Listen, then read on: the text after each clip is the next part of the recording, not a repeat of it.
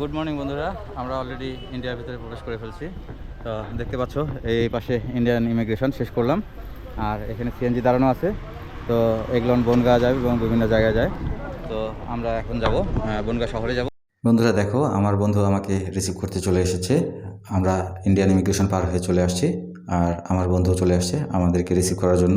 অসংখ্য ধন্যবাদ বন্ধু তোমাকে। যশোর রোড এটি শুধুমাত্র একটি রাস্তা নয়, একটি আবেগের নাম, একটি ভালোবাসার নাম, একটি ঐতিহ্যের নাম। আমাদের মহান মুক্তিযুদ্ধের সাথে মিশে আছে যশোর রোডের নাম। 1971 সালে হানাদার বাহিনীর হাত থেকে বাঁচার জন্য এই যশোর রোড পাড়ি দিয়ে ভারতে আশ্রয় নিয়েছিল বাংলাদেশের লাখো লাখো শরণার্থী। দৃষ্টিনন্দন এই রাস্তার রয়েছে এক সুপ্রাচীন ইতিহাস। অনেক পুরাতন গাছ এই বনগাঁ যশোর রোডে এই গাছগুলো দেখতে পাওয়া যায়। বন্ধুরা দেখো, এই গাছগুলো এখানকার ঐতিহ্য ধরে রেখেছে, অনেক পুরোনো গাছ। 1840 সালে নড়াইলের জমিদার কালীপদ্দার তার মার গঙ্গা স্নানের জন্য যশোরের বকচর থেকে কলকাতার কালীঘাট পর্যন্ত এই রাস্তা নির্মাণ শুরু করেন, যা সম্পূর্ণ হয় 1842 সালে।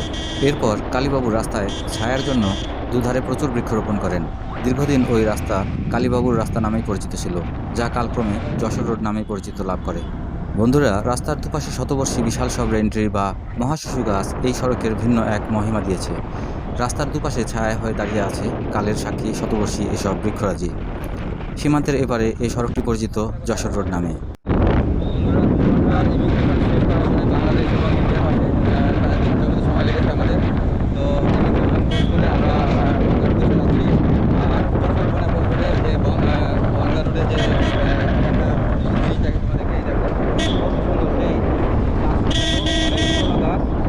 এখানকার পরিবেশের ভারসাম্য ধরে রেখেছে, আর দেখো কত সুন্দর।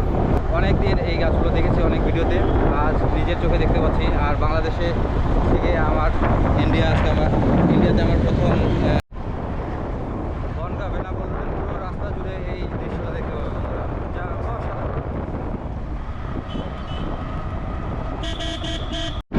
পেট্রাপোল থেকে প্রায় বনগাঁ দূরত্ব 10 কিলো হবে। অটোতে করে যাচ্ছি, দেখতে পাচ্ছ।